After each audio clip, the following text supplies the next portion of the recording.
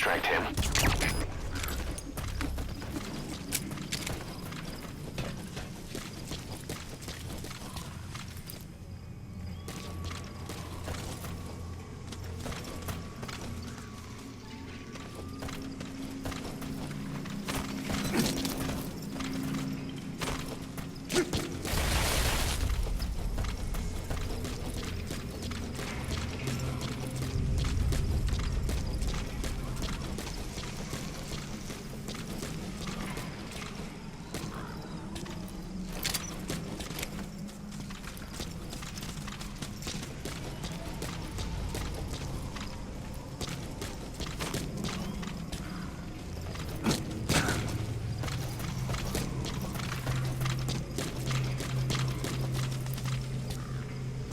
Good. Good.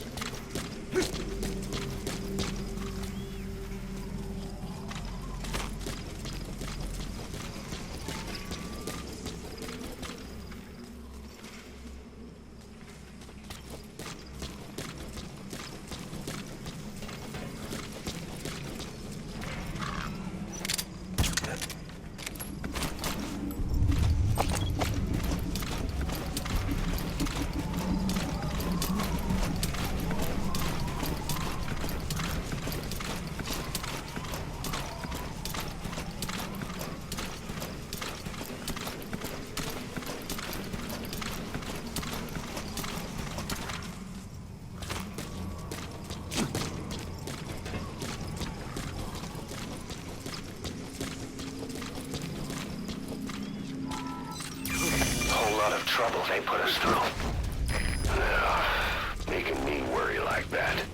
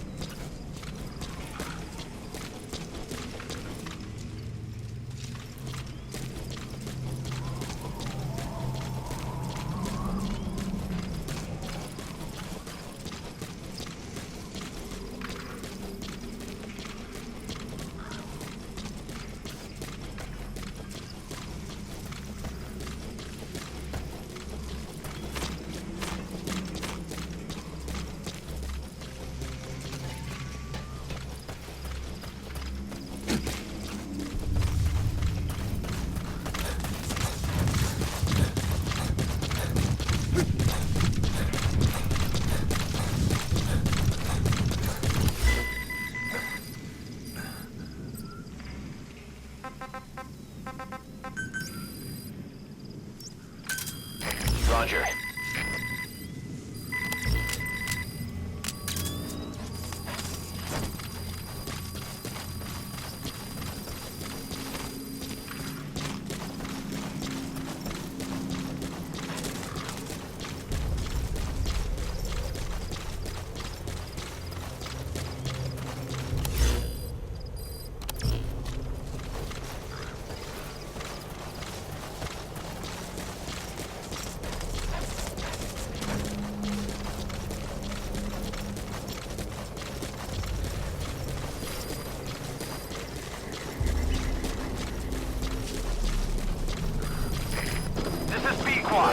Arriving shortly at LZ.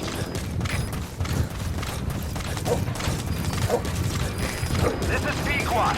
Have arrived at LZ. Will stand by.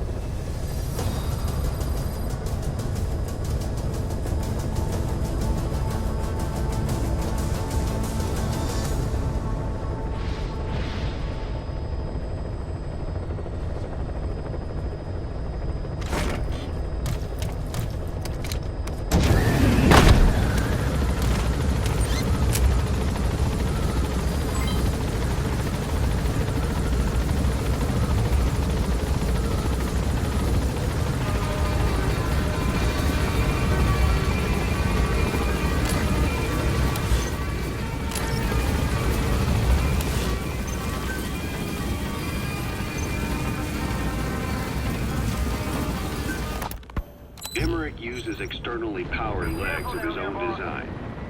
It's bionics technology, a product of the U.S. military's failed attempt to develop a powered exoskeleton. All the wearer has to do is apply a little force, and the actuators continue the movement in that direction. But his legs are unique. Instead of using a hydraulic mechanism, the actuators run off metallic archaea. That increases the actuator's reaction speed and also enables him to lock and release the joints at will. The legs are a nifty little gadget, but they have two clear weaknesses. First, they're dependent on external power, maybe because he built them knowing he couldn't leave his lab. There's no internal battery. That's why they won't work if they aren't plugged in. Second, and this is more than just a weakness, the legs are directly connected to his bones. Could be to minimize signal loss and the order's output to the legs and the drive response from them. Either way, Emmerich has used bolts to attach load-bearing parts directly to his femurs, probably by mimicking surgical treatment for compound fractures and the like. But the end result is those legs and his body are fused together, and that appears to be how he's able to move them so precisely. But that also means that any shock to the legs would be delivered right to his bones by way of those bolts. The same is true if he encounters the corrosive metallic archaea. If the corrosive archaea ate into the exposed bolts, they'd reach the endoskeleton parts and eat through them too in the blink of an eye. The doctor's bones are full of holes to accommodate all the bolts. They're like sponges. If he were to lose the reinforcing parts, even the tiniest bit of force or weight would snap his bones. So when I dangled those corrosive metallic archaea in front of him, he realized straight away what would happen. Life wouldn't be worth living if he lost those legs of his. I'd bet that is what the doctor fears the most. I just helped him imagine what it would be like. Thanks to that, I got the information we needed without either of us getting hurt. You know how he is. He's probably already over the shock. The better you know your adversary, the easier it is for you to get information from them. And vice versa.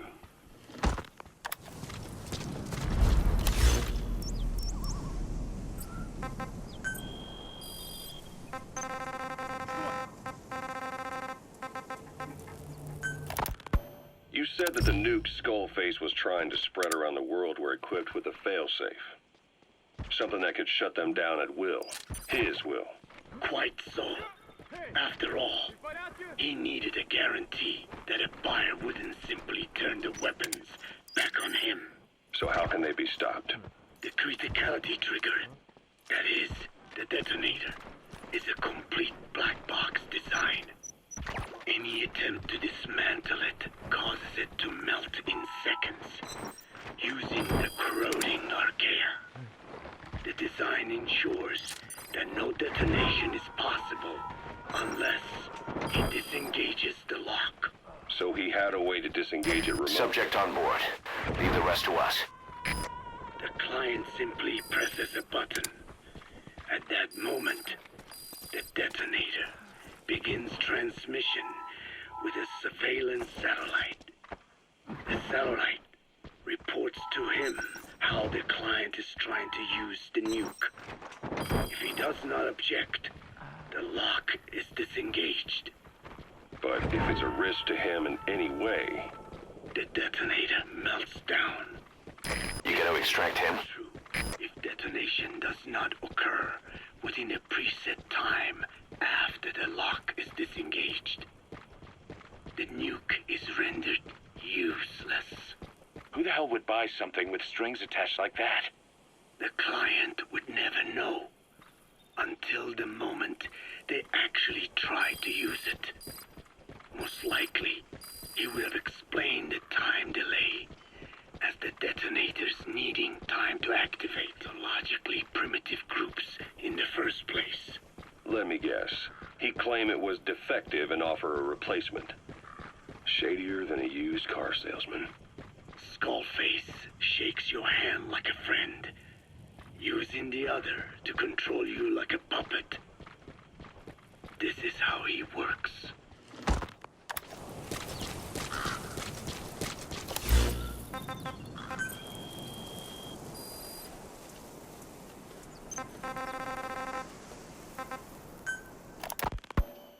yellow cake that Cypher was having the PFs transport. Before we met you, the boss recovered it from a truck crossing the savannah. Are there metallic archaea inside it? Yes, the archaea metabolize uranium-235 to subsist. They must be stored inside yellow cake, or they cannot survive. So those biological traces we took for impurities were actually the real cargo. Of course, they are deactivated, so they do not trigger a sudden enrichment. They are like baker's yeast. Yet, they do gradually enrich the uranium as they feed. I imagine you detected weapons-grade traces. Yeah, we did. And the malachite that was loaded on the truck had traces of uranium in it, too. So that's the flower, huh? Skullface was gonna sell do-it-yourself nuke kits. The uranium-enriching archaea complete with the user's manual. And the ores with the uranium could be sourced by the client or provided by Cypher. Even the trace amounts buried in common ores can be enriched to weapons-grade uranium by the metallic archaea. Proving that must have been the most important factor of the trials. That and the ability to successfully prevent detonation. So if the amounts of uranium in the ores are low enough, they can get past any inspection. According to the intel team, the escaped kids should be around here. Locate and secure them. Challenge to smuggle that. Boss, if we develop a child-sized Fulton recovery device, you'll be able to extract those kids. Send the development order from your iDroid if you need it.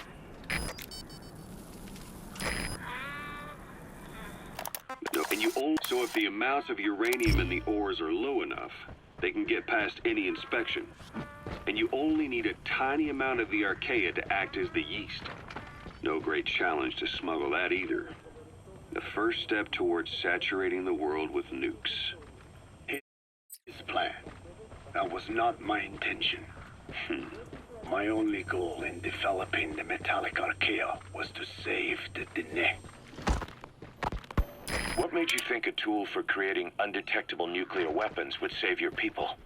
After 70 years, the Dene reclaimed the Navajo nation from which we were banished. We bore all the hardships of poverty, but we were proud to live off the land we called our own.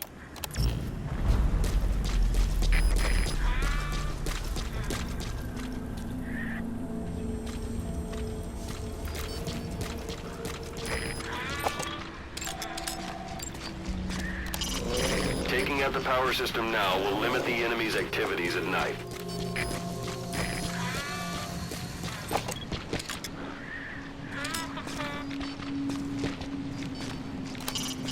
You can disrupt communications between enemy outposts by destroying comms equipment. That'll prevent one post from sending reinforcements to another.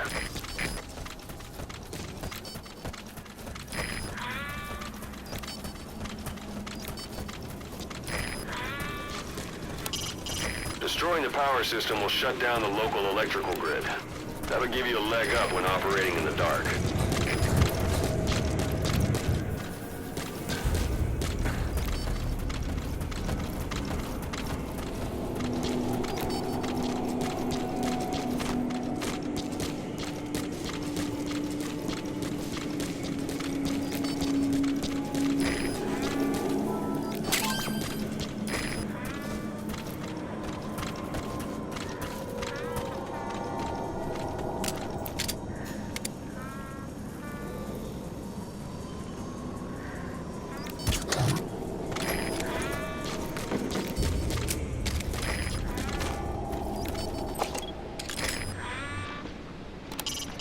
Destroying their vehicles will slow the enemy down, but you could also steal them for yourself.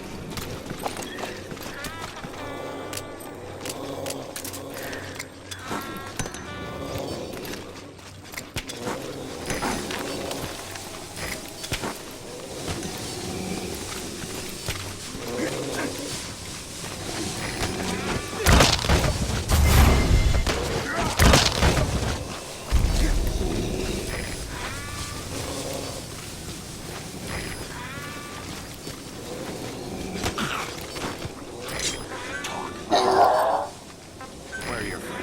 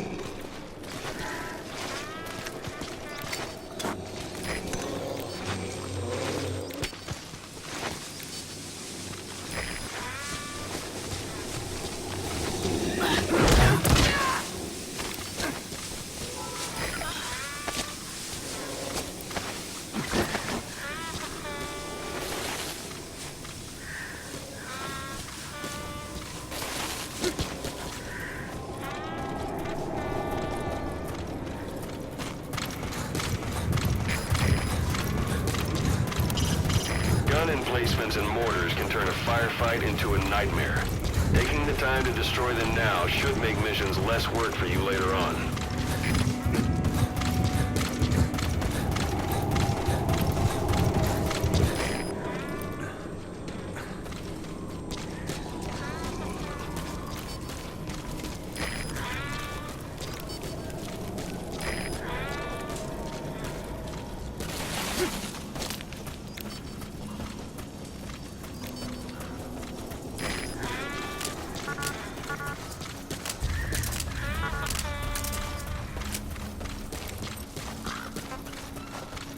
Quiet.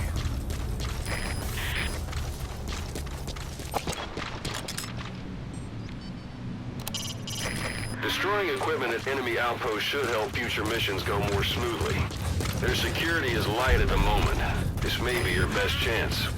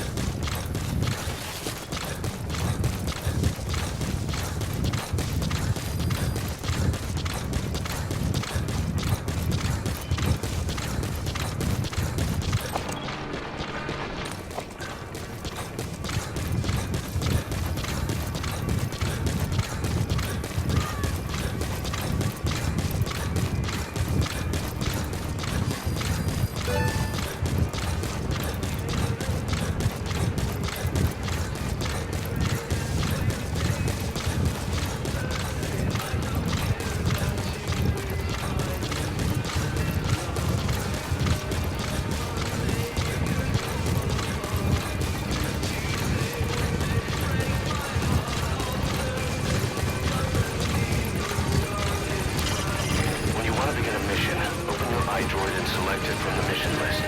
I sent a list of selectable missions to your iDroid. They're all jobs that only you